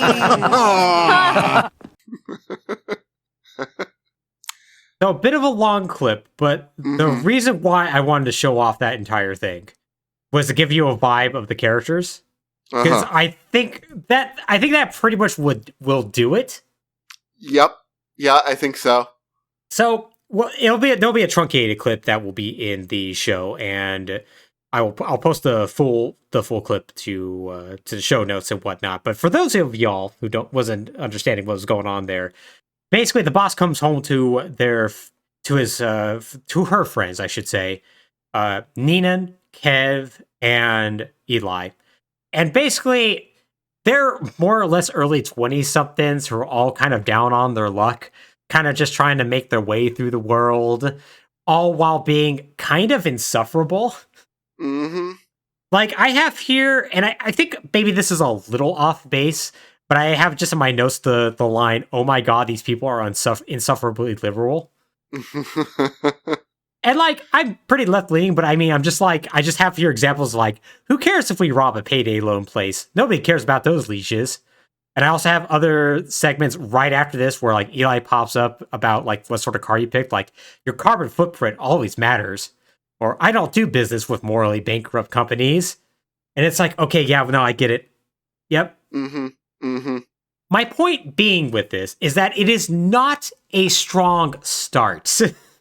No. Also, for what it's worth, the animation on these cutscenes is, like, weird. It's very stilted and bad. It's bad. Yes. Yeah. This is something that may have gotten fixed up after this game came out. I should caveat that the cutscenes that I did pull from were from Gamer's Little Playground. Mm-hmm. And they did actually mention that Volition and Embracer actually gave them a copy before launch so they could actually get these cutscenes up. Which, interesting business decision on their part? Yeah, I don't know if this is the part I would have gone out of my way to advertise to potential customers ahead of time. Yeah, and also, Saints Row 2022 launched famously broken. Mm-hmm. And there's actually many examples throughout the cutscenes I was watching where, like, the camera and animation would just bug out and whatnot. And I'm like, oh, so it could be just partially that. But yeah, there's like things like the lighting seems off, the character models, like in stills look fine, but when they move, do not. Yeah. Yeah, it's not a great presentation. It's not great. Mm-hmm. So you get your introduction to these characters, and they're like, well, we can't make rent. And so they decide, why don't we just rob a payday loan place? And they're like, hell yeah, let's get some guns and do that. So, like, okay, these are not the worst written characters I've ever seen. No, they definitely are not.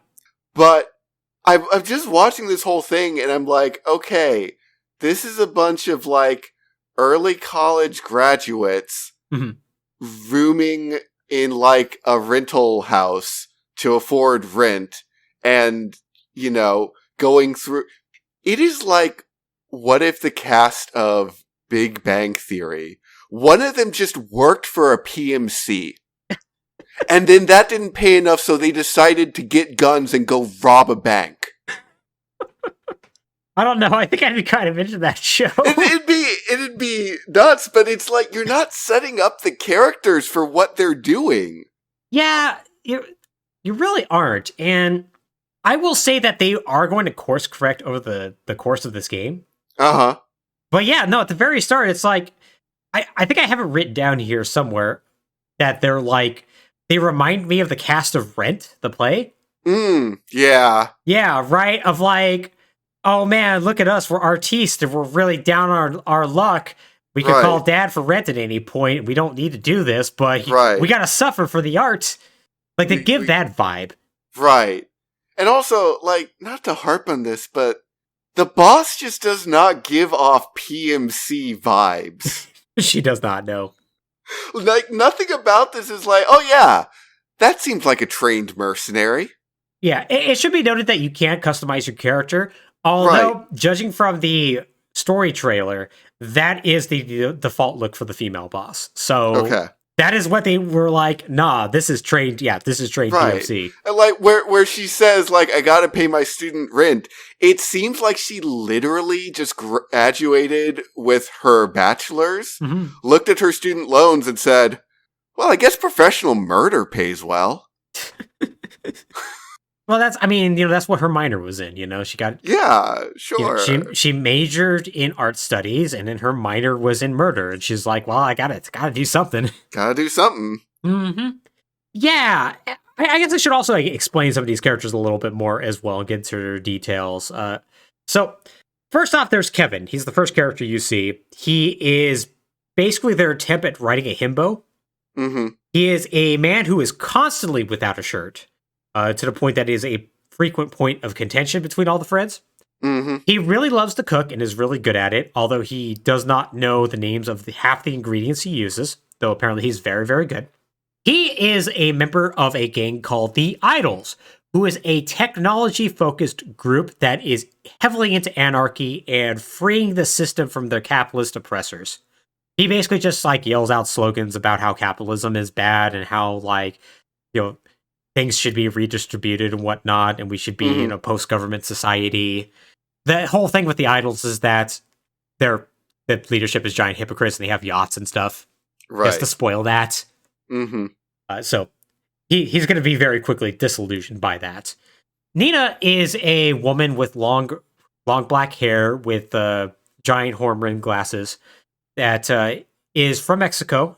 She is basically the person who loves to drive fast cars and work on them and whatnot. She's a real gearhead.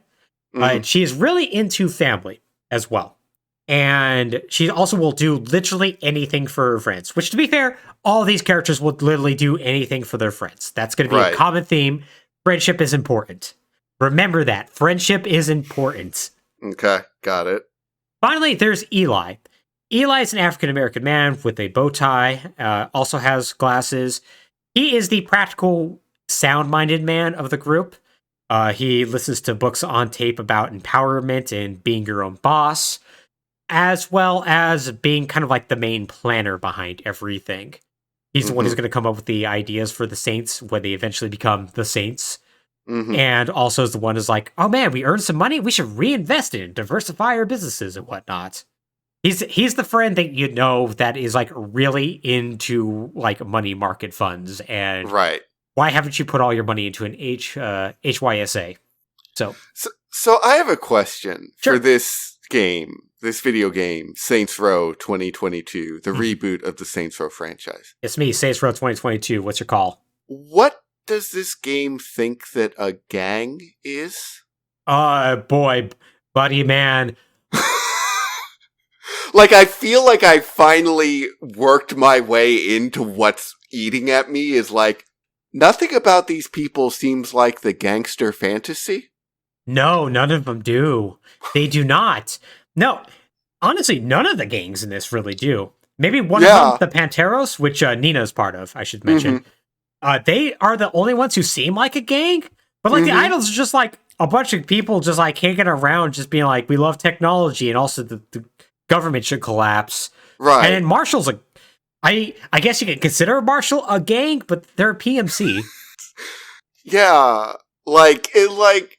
Saints Row the Third kind of strayed into that territory of sometimes they say this is a gang, but this is just a military outfit. I don't know, man. But there was at least a purpose behind that, right? Because at that point, you couldn't have put up another low-level street gang against the Saints. Yeah.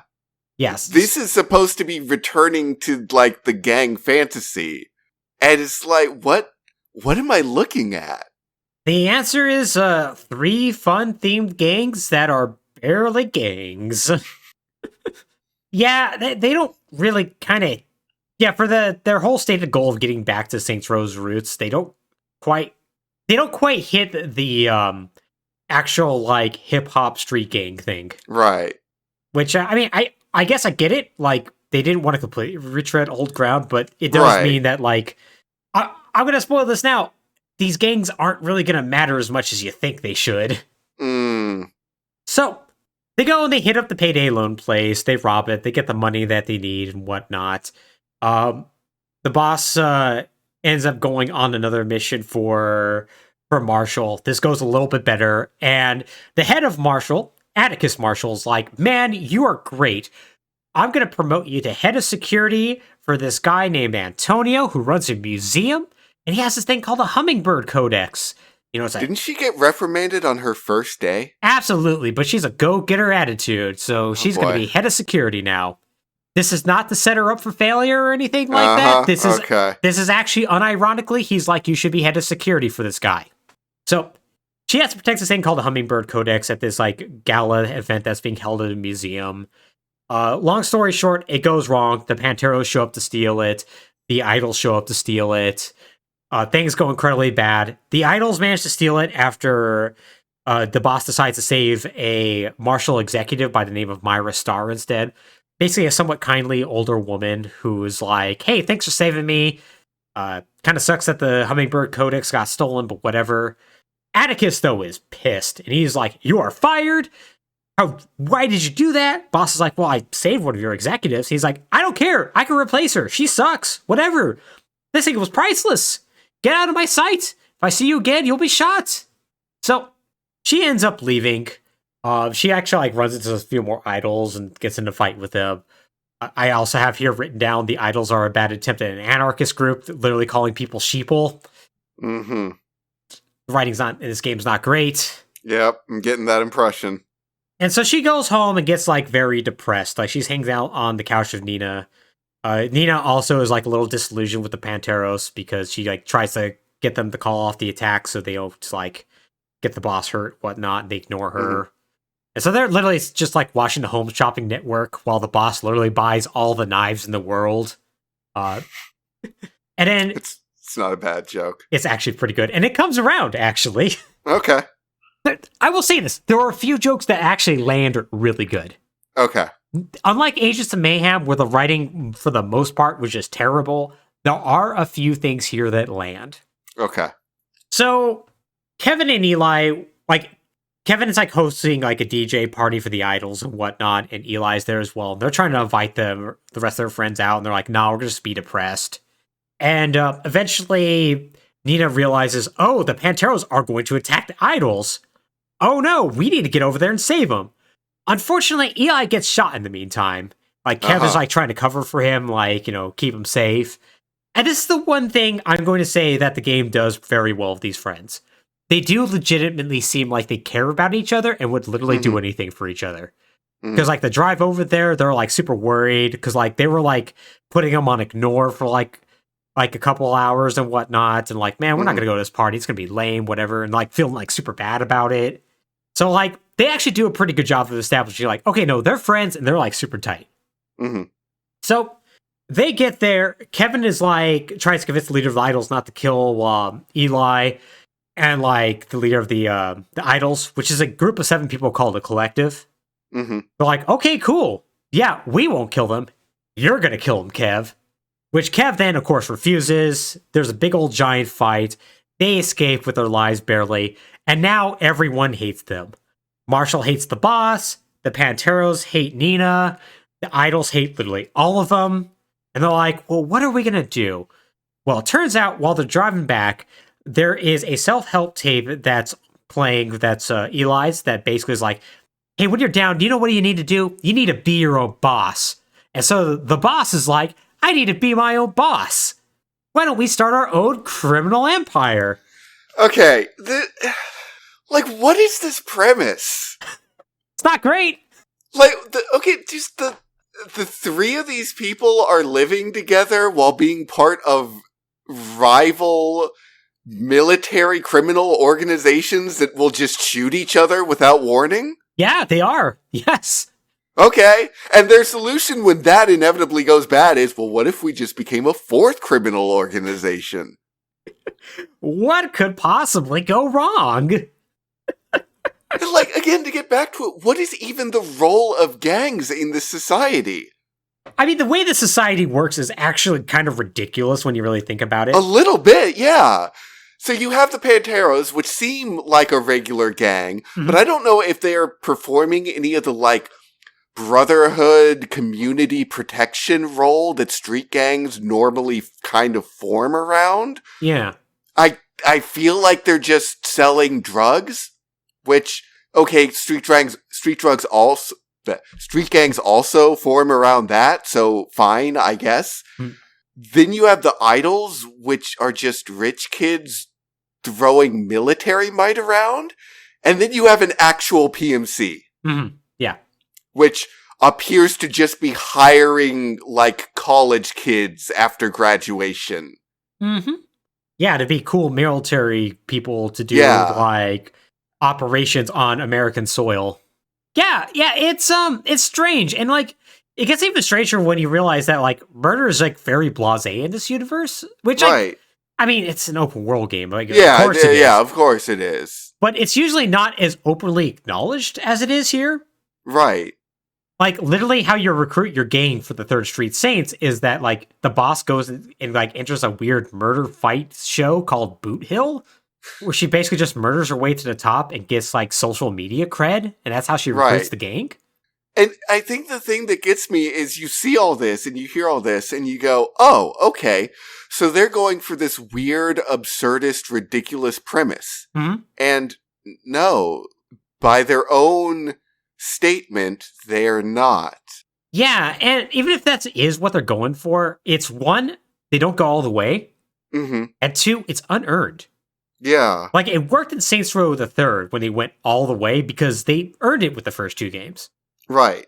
And, like, the only way to go was up. And so they went, okay, we're just going to get incredibly stupid with this. Like, it's legitimately funny that this low-level street game became a media empire so powerful that the cops would rather get their autograph than arrest them. Right. Like, whereas here, it's like, okay, I mean, they're still masquerading as a low-level street gang, but at the same time, like, there's once again a murder game show, and there's just, like, apparently just robbing a payday loan place is something that they have done casually before. And it's like something that even Eli is down with. Right. Yeah, it's very strange. It's a very strange tone that this game has. And it's not going to get any better, or, to be fair, not any worse either. Okay. So, they form the Saints, and they call them the Saints after they decide to take over an old church building that's literally just a mission. Mm-hmm. That's on 3rd Street, hence why they're called the 3rd Street Saints. Okay.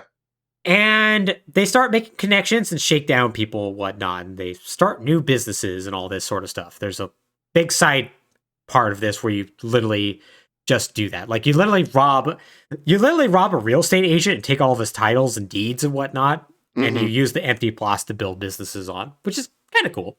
Okay, yeah. So, we now get to a part of the game that I actually do legitimately like, even though mm-hmm. I think some of these sections are a little overly long. Instead of, like, more directly dealing with the gangs, the boss more or less just hangs out with her friends. Mm. But, like, in, like, extended sections. Mm-hmm. So, like, one of them is, like, the Pantero steal Nina's, like, muscle car. And, like, there's a big whole thing where you have to get it back. And you fail to do so. They end up destroying her car. And something that's, like, a huge mistake. Because it turns out that car was, like, her last connection to her mom back in Mexico who died from cancer.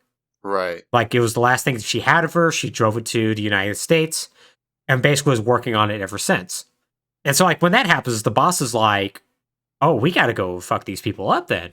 Yeah, there's absolutely no way we're gonna let this stand.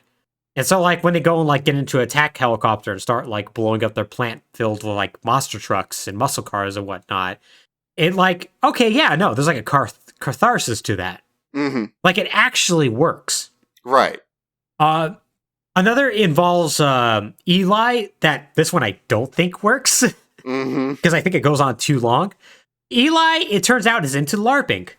Okay. And there are way too many missions where you go and basically participate in a LARP that mm-hmm. is basically like, haha, man, aren't LARPs awkward and kind of funny to look at? It's kind of like when Saints Row the Third made jokes about anime, where it's like, right. Yeah, those are the stereotypes of that. Yep. Mm-hmm. You got it. Yep. Except I feel like you could have had one mission of that, and that would have filled your quota. It would have, and they could have done anything else with Eli, but they don't. There's like multiple missions of this, and it goes on forever until the boss is the king of the LARPers, essentially. Yeah, so like there's that, and like there's another where like Kev gets kidnapped by the idols, and you have to go and save him, and you find out that the idols are basically hypocrites who have giant mansions and yachts and whatnot, and you blow them all up. But like, it involves like Kevin being like, okay, maybe this whole anarchist phase I was in is kind of stupid anyways, and I should just kind of live for myself instead of another group. Like, there are things there that actually sort of work, and right. And at the very least, even if like they don't work 100% of the time, the boss actually has relationships with these characters in a way that, honestly, Saints Row 1 through 4 never really, like, it took forever for them to accomplish if they ever even did at all. Right. And they did it all in one game, so good on y'all. So, still, they have to be a criminal enterprise, and they still have to actually do crime stuff, right? Besides the murder. So, it turns out the gang is broke. They can't pay for the gang members, so they decide they're going to rob a money train that's being guarded by Marshall. Okay. Problem. They're clearly not good enough to do this. So the boss decides they need essentially another protagonist to take them down, and they need to break out the Nahali out of prison. So it turns out the Nahali is in a Marshall-run prison, like literally in its own special cell, that when the boss gets in there and like breaks them out, he's like, what are you doing here? You're the reason why I'm in here in the first place. I don't want to be anywhere near you. And the boss is like, okay, cool. I guess you can stay in jail or you can come with me. And Nahali's like, I'm going to go with you. So they escape.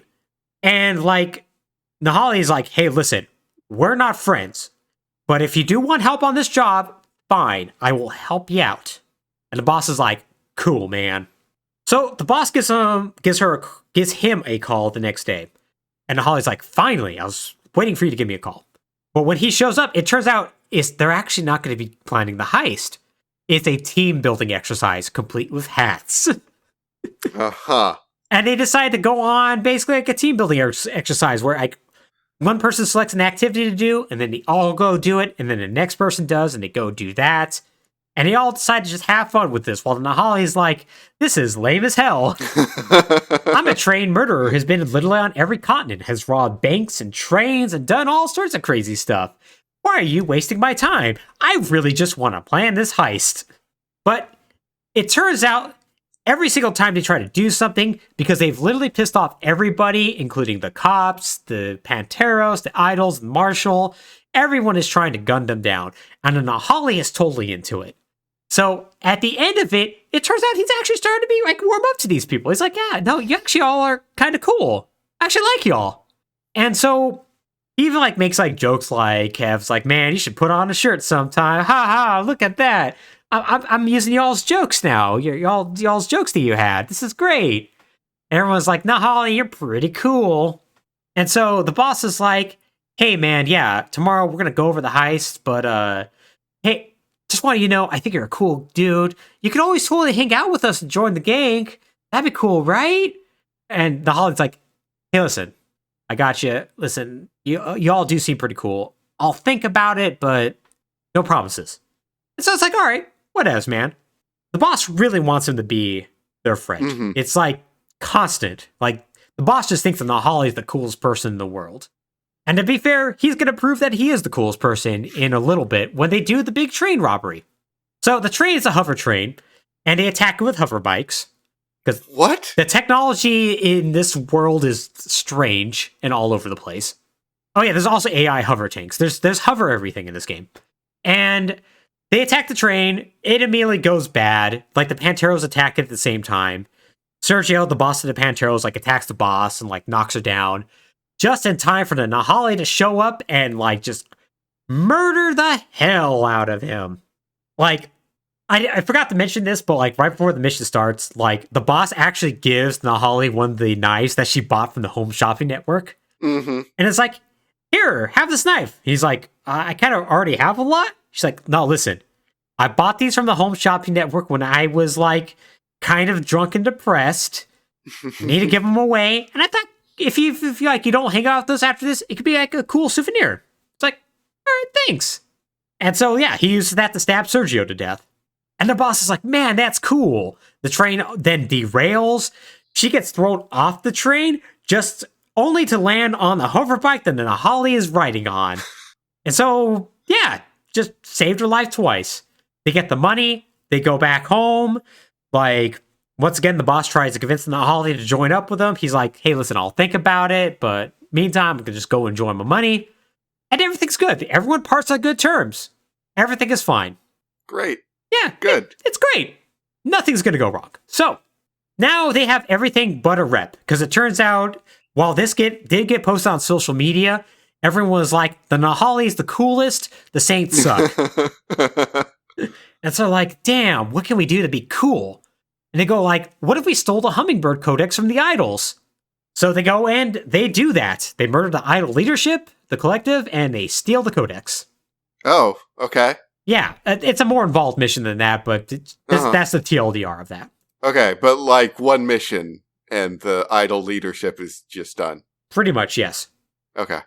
So now they have the Codex, and now they're able to recruit a gang, and now they have, the boss is going to give a big old speech. And I'll go ahead and play a clip for you here. The four of us founded the Saints, but it belongs to all of us. It belongs to anyone who dreams of making something of themselves and are fucking tired of the world trying to hold them back. Life is hard enough without having to deal with middle managers with no discernible talent telling you how to do your job.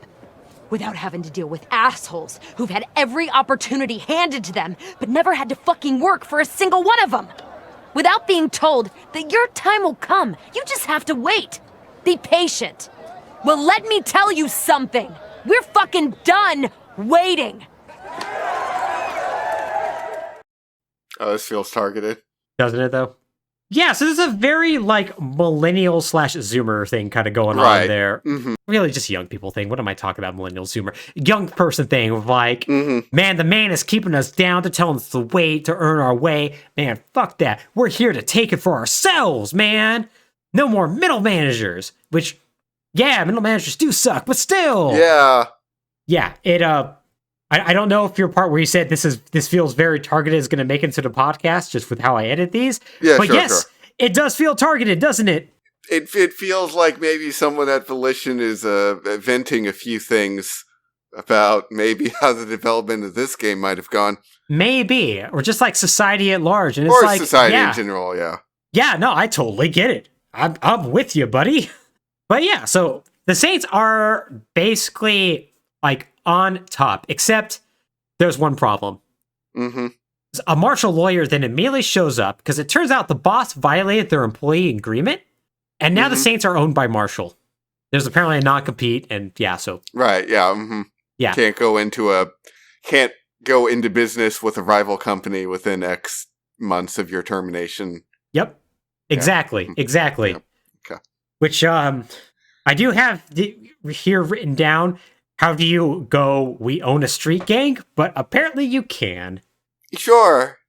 So, like, Eli is like, you can't mess with contracts. You can't murder your way out of a contract. And the boss is like, I'm going to murder my way out of a contract. And, like, they fight to the top floor of, like, Marshall's HQ. And they find Myra Starr from earlier. And she basically goes, hey, listen, Atticus sucks, but you can't murder Atticus because it's just going to go to his next of kin, and they're just going to be very vengeful. You can't murder your way out of this contract. But what you can do is help me become chairman of the board by helping to tank Marshall's reputation and stock price. And if that happens, I will give you control of the Saints. And so the boss goes, all right, sure. And so, yeah, if you steal a hover tank, you ruin their reputation. Atticus gets thrown out of the company, and Myra takes over and signs over the paperwork to the boss. So as the boss leaves, Myra goes, hey, if you ever fuck with Marshall again, I'm coming after you. And then the boss is like, I thought we were friends. She's like, we are definitely not friends. She's like, all right. And you're probably thinking, oh man, Marshall's probably going to come back after him at some point in this game. They don't.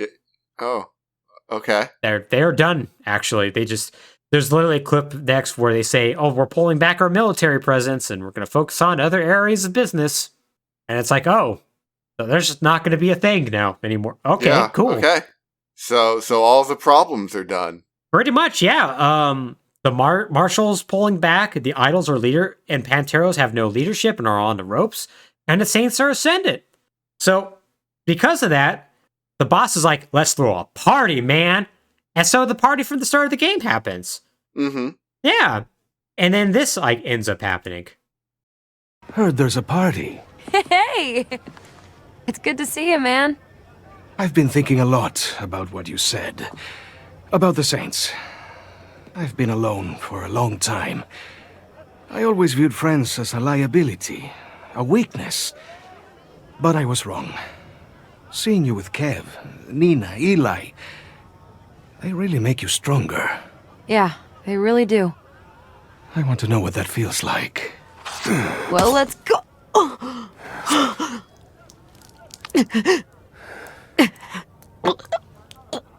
Why? Well, because I cannot live your life if you are still breathing. It turns out that the Nahali was like, man, friends are cool. I really like that you have friends, boss. Mm-hmm. What if I became the boss and took your friends? Uh-huh. And then shanks the boss with the knife that she gave him. So yeah, he does that, basically buries her, and is like, don't worry, your friends are going to be taken care of. Shovels dirt on face. Mm-hmm. And so, Okay. after an extended dream sequence, the boss manages to dig herself out of a shallow grave, goes back into the party, and finds out that it's over. And, like, everyone is dead. Like, her entire gang is dead. And, like, she has, like, a bunch of, like, calls on her phone, like, man, hey, where are you? Oh, man, and Nahali's here and shooting everybody. That's bad. And so the boss is like, oh, man, I gotta find them. I wonder what's going on with them. What sort of sick things is he doing? And then this is where we get this scene. Everything smells amazing, Kev. You know what would make it smell even better? Let me guess. Pancakes. You know it. Hey, look who's home. How was your day? Not bad. I got some blood on my favorite shirt. Sounds like you could use some champagne. Thanks, Eli. Please, sit. So, what did you all do today? You know what we did. You're upset. You think? I do not like to see you upset. Well, maybe you should have thought of that before. Nina, please. We'll discuss your gratitude later. Hello. Where are they? They're safe. I am coming for you, motherfucker. The Seat Meow was so good. So yeah! Mm-hmm. For the context of that clip, I'll have the audio in the episode, but essentially, the Nahali's just kind of kidnapped her friends and is forcing them to recreate basically scenes earlier in the game of friendship and camaraderie, except with the Nahali as the boss. Mm-hmm. Also, he's forced Kevin to wear a shirt. Yes. Yeah, that's like a legitimately unsettling scene. It really is! That's actually like, oh. It's so good. Like, throughout this, like, I was like, man, this story's like kind of road. Like, I mean, they're doing a good job establishing their friends, but otherwise, yeah, okay, Nahali betrayed him, whatever. And then this scene played, I'm like, okay, I'm kind of into this now. Mm-hmm. Like, oh, you should have done this earlier. Yeah, probably. Yeah, because, like, the idea of, like, somebody being like, oh, man, yeah, I should have friends. I will just replace you and take your friends is, like, it's the one way to make something where, like, murder is a casual thing actually legitimately unsettling. Mm-hmm. It is the right direction to go. Right. But unfortunately, it happens at the end of the game, which is my way of saying that the boss basically tracks down Nahali pretty quickly. And basically, she goes back to, like, the first mission of the game, like, fights through his gang, because it turns out Nahali has a gang. Okay, sure. Steals, like, basically hot wires the VTOL jet that crashed at the start of the game, flies it to his secret bunker, fights her way in there, and, like, gets into a giant fight with Nahali. And, like, Nahali pretty quickly, like, overpowers her and is like, you can't protect them. And the boss is like, I don't need to protect them. They're here to protect me. And they just jump him, including the cat. Nice.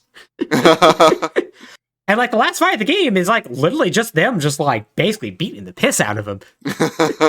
Now, eventually he does, like, escape from all of them, goes to, like, the top of the building, which is, like, a tower, and it's, like, sunset and whatnot. And the boss and Nahali basically have a cowboy sunset quick draw, where the boss shoots Nahali dead. And you see the camera slowly pan around his dead body as the camera vibrates unnaturally, because, once again, this game was glitched all hell to start. Right, great. The Saints then celebrate on the roof with mugmosas. They all say, "We love you, boss," and the boss says, "I love you too." The cat also gets a mug mosa as well.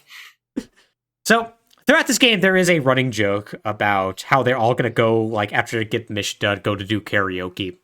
And they all always end up getting ambushed. That prevents karaoke from happening. So, at the end of the game, they finally hold a party where they all do karaoke. They all sing Love Shack. One of the few good jokes in the game happens as, like, they switch from scene to scene of different characters singing different parts of Love Shack. Like, Myra will be singing it, or, like, random gang members from the Idols will be singing it. And then they, like, switch at one point to Nahali's Silent Grave. And then switch back to somebody singing. It's actually pretty good. But that is the end of the game. So, what I liked. Your crew. I started out thinking the crew was pretty insufferable. But I really think that cutscene of them around the table felt like very forced. But when the game actually got going, they did a really good job of reinforcing that they're all into this together. Like when Eli and Kev got ambushed, they did a good job of making it seem like the boss and Nina were genuinely worried. And this continues throughout the game. Whether like one of her crew is in trouble, the boss is there to like help out in a way that actually feels different from say like the boss in the previous Saints Row games, who felt like their crew kind of barely mattered that they weren't Johnny Gats. And it really wasn't looking that way from the start of the game, but the boss was just kind of a sarcastic ass of a loose cannon. I also liked the Nahali a lot, and thought his villain turn was a good way to make him seem sufficiently threatening in a game where, once again, all of your crew members are capable and willing to casually murder anyone in their way. That being said, there's also a decent amount of things I don't like about this.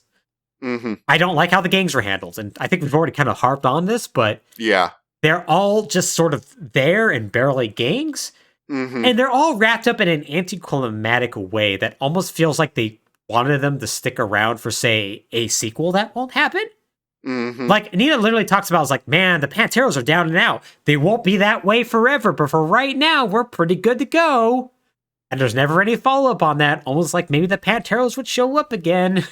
Yeah, and some of the segments of the game go on for far too long and aren't funny, and it kind of ties into how a lot of the humor seems very Saints Row 2 era.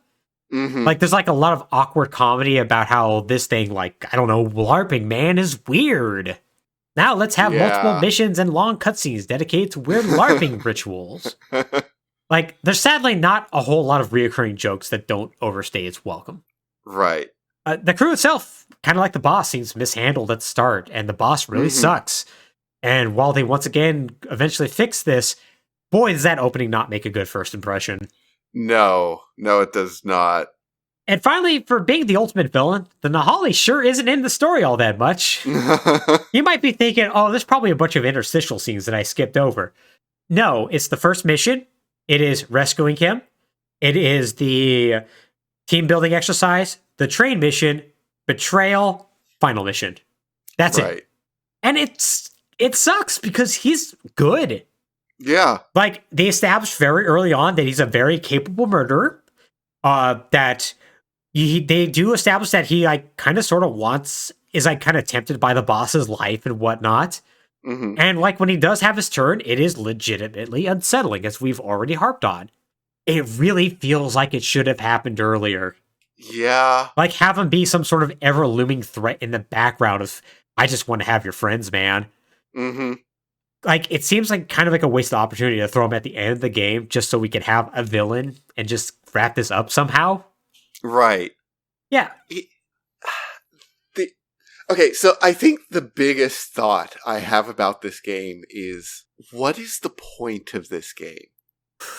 Oh, that's what a lot of reviewers said. Yeah. What is this trying to accomplish?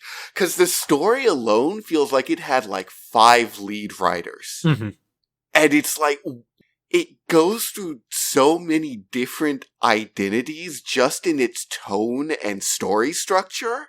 Yeah. That, like, even narratively, I'm struggling to figure out what this game is trying to accomplish. It seems to have 2 main themes of, like, friends are important. Right. And you always stick by your friends. Sure. And it's important to be your own boss and fight the establishment. That last one is only sort of there.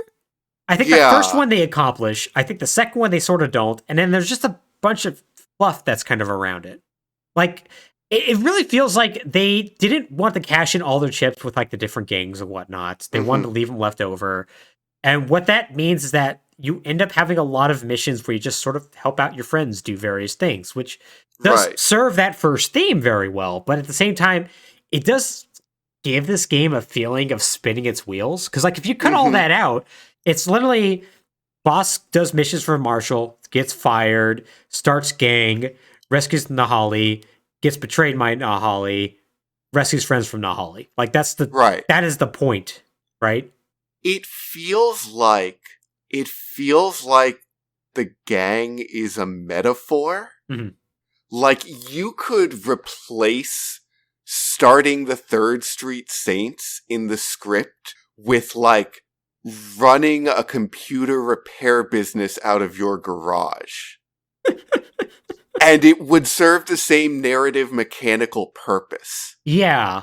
Like, running a gang feels almost incidental and, like, again, thematically metaphorical to just, like, doing something for yourself with your own power and the help of your friends. Yeah. And it's this really weird thing where I sort of want to give the game a little bit more credit in this case. Because there's a lot of side activities that are involved in like building the gang and whatnot, buying new properties and upgrading them and whatnot.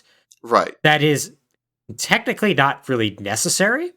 Right. And is shuffled off the gameplay. But if you look at it from just a story perspective, yeah, you're totally right. It's being a gang is window dressing. Yeah. And that's like I'm having a tough time stepping away from my own cynical answer to my own question, which is the point of this game is to release a new Saints Row. And like, I feel like this story has its own unique identity and idea under that, but at the same time, it was mandated that they make a new Saints Row. Yeah. Yeah, you think that maybe this would be better. This feels more Watch Dogs than Saints, right? Yes, absolutely. It feels more Watch Dogs. And like everything about it feels like a Watch Dogs game. Yeah. Like this seems like the Watch Dogs 2 sequel that we never got. Right. Yeah. Or like some other. It feels. It reminds me of Watch Dogs. It reminds me a bit of Far Cry 3. It reminds me of that sort of era of like young people versus the man open world games. This is going to sound like a huge disparagement, but I don't necessarily mean it as such. It reminds me a little bit of Forspoken. Yeah. Not in necessarily as bad a way, but again, just like that sort of very new youth centric kind of attitude, but Embracer Group doesn't own those properties. They own Saints Row, and they own Volition, and they bought Volition so that Volition could make a Saints Row. Yep. So you're gonna make a Saints Row now. Yep, that's yeah, you do not buy the Volition people to have them do something new. No. And hooray, you did it. Yeah, they did. And like I do want to say that I think that this is a good basis. I think they actually could build off of this. Right. And I think that they could go in some interesting directions with this. Absolutely. In a weirdly similar way to how I felt like they could with Agents of Mayhem, with like Brimstone and whatnot. But once again, that's not gonna happen. Well, hey, you know what really, really does not help this game be a good foundation for moving to the future? What's that? Hey, is this game as good as Saints Row the Third? Absolutely not. Then why would I bother? And like, if the answer could be, well, this is a new thing, that they're doing a new thing. Great, but you called it Saints Row. A game you have been developing for what, 15 years? By now, 2022, almost? It would have been 16 years, yeah. So a franchise that has been around for 16 years, and you have done way better work in than this. Yeah, it really puts into perspective why they called Agents of Mayhem, right? Yeah. Like, admittedly, it's a bit of like have your cake and eat it too, but they clearly wanted to do something different. Because, I mean, it is functionally different from Saints Row. Oh, yeah, absolutely. Yeah. And, like, yeah, that game's problem was just that it was not there. Yeah, it was nonsense. Whereas, yeah, this one, its problem is that it's trying to be the shadow of Saints Row in some ways. Right. And it's like, oh, okay, and like, here's a fair question. Is this game better than Saints Row 1? Without having played Saints Row 1, I cannot definitively say. Sure. I will say that its Metacritic ratings to Saints Row 1 are very similar. So, honestly, as a starting point in a franchise, kind of a similar deal. And like you said, probably a lot to do with it. But when you shackle things to a legacy franchise, they've got to live up to that franchise all of a sudden. Mm-hmm. Yeah, and this certainly did not. Yeah. So, great. Good job. Mm-hmm. Business people, you did it. You kept your franchise alive, except you didn't. You killed it. Yeah, they absolutely killed it, given that literally 1 year later, as sales were ticking up and this game was actually becoming successful, well, Volition got closed by Embracer Group. Despite working on multiple projects and being given the funding to do so. Because once again, they all of a sudden didn't have that money anymore. Something needed to get cut. Mm-hmm. So let's cut the people who have delivered results before and are currently working on more results to deliver. Mm-hmm. One of the few companies that did, really. Yeah. Yeah, funny about that. Yeah. As reports of more studios having layoffs that are under Embracer are literally dropping practically every other day at this point. Mm-hmm. I think like another 50 people got cut within the past week or something like that, or past 2 weeks. Yeah, probably. Yeah, it's not great. It's not great. And whenever they do make another Saints Row, and I think there will be one day, it's probably going to be some sort of awkward sequel to Saints Row 4, I bet. Probably. But who knows who's going to be under it. Maybe an Embracer project, and maybe whoever buys the IP from Embracer's Dead Corpse, which will be, I don't know, stay tuned next year. Mm-hmm. End of Q4 is coming up. It is, and usually bad things happen around that time. We'll see what happens over Christmas when none of their games sell. Yeah. Yeah. We'll see what happens. But in the meantime, Saints Row, as we know it, is kind of dead and buried. Alex, I feel like you've kind of given your final thoughts, but I'm going to ask you anyways. You have any final thoughts? I mean, this segues into my final thoughts, which is, man, what an incredible year 2023 has been for video games. Yeah. Like starting Hi-Fi Rush at the beginning of the year and then proceeding to Final Fantasy 16, Street Fighter 6, Armored Core 6, Baldur's Gate 3. Tears of the Kingdom, yeah. Tears of the Kingdom, just amazing releases all year round. Man, what a terrible fucking year it's been for the video game industry. Yeah. Holy shit, this has been an awful year for the video game industry. Yeah, if you want to play video games, man, good on you. You got a lot. Good time. If you are making video games, bad news. You are probably laid off right now. Probably. 3 years from now is going to be I'm not going to say it's going to be a terrible time for video games, because the saving grace of the modern industry is we have indie games to save us. Yeah.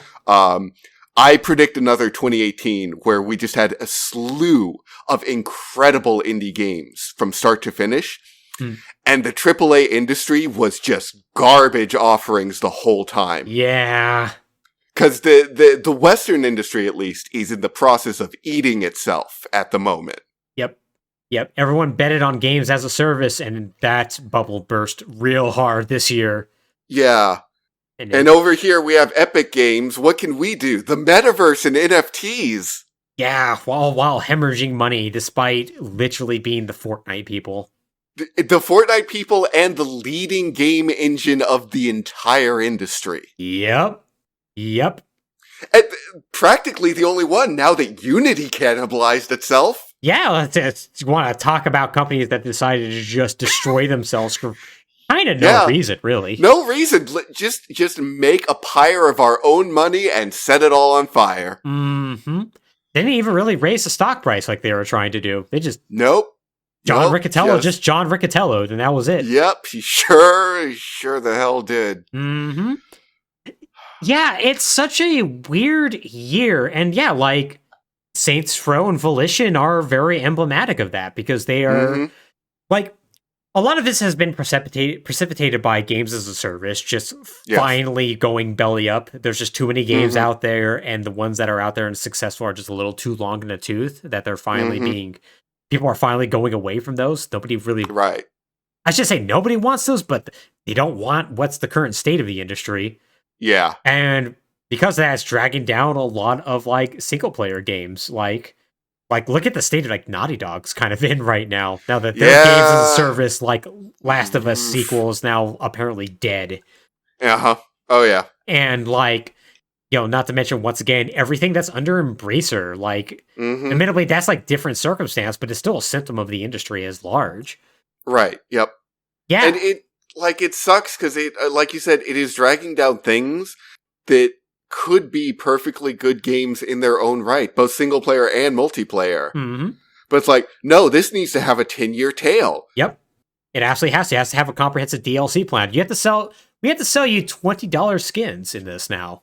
Those Rio skins have to look really good. $15. Yeah. Well, I mean, to be perfectly fair, that business model of, you know, having that long content tail and constant updates, you know, it made a lot of money for Activision with Destiny and Overwatch and World of Warcraft and Diablo. Yeah, great. Hey, Activision, how's it going over there? Bobby Kotick says it's going well because he got paid. God damn. God. Yeah, the worst people got paid and the people who made those things got laid off. Video game industry, everybody. Video game industry. Oh, what a fucking nightmare. At least Nintendo's doing all right. Nintendo will... Well, they won't always be doing all right. The Wii U proved that. Oh, yeah. I mean, they'll have a misstep, but at least they're like, we're just going to just make single-player games. We don't understand online, so we can't make it games as a service. Yeah, exactly. Hey, you want this Zelda DLC pack? No? Okay, screw it. Who cares? Yeah, whatever, man. You don't Mario Kart's still making money. That game's 14 years old. I mean, it got me to buy the DLC pack. I know. I spent money on that. I made mistakes. Yeah. Well, Alex, thank you so much for doing this with me as always. Of course. And for you, the viewer, if you want to listen to more Fallin Thru Plotholes, go to ftp.podbean.com or search for Fallin Thru Plotholes on your podcast service of choice. You can also find us on YouTube. Just search for Fallin Thru Plotholes or FTP, and you should be able to find us not too difficultly. And of course, there will be a link to this episode in the description.